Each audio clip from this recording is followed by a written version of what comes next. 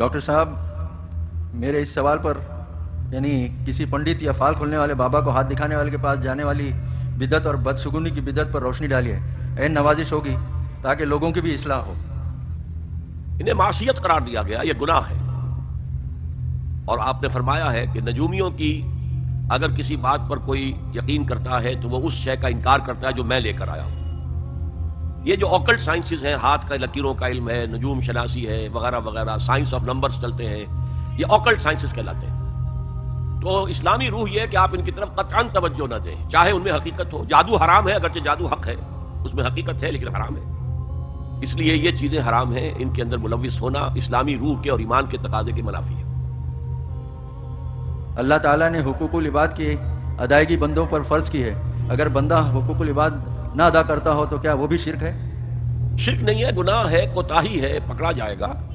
لیکن یہ کہ یہ اب اگر وہ کس وجہ سے نہیں کر رہا، دولت کی محبت کی وجہ سے نہیں کر رہا تو وہ شرک ہو جائے گا. لیکن شرک خفی ہوگا، اس کے اوپر کسی مفتی کا فتویٰ نہیں چل سکتا.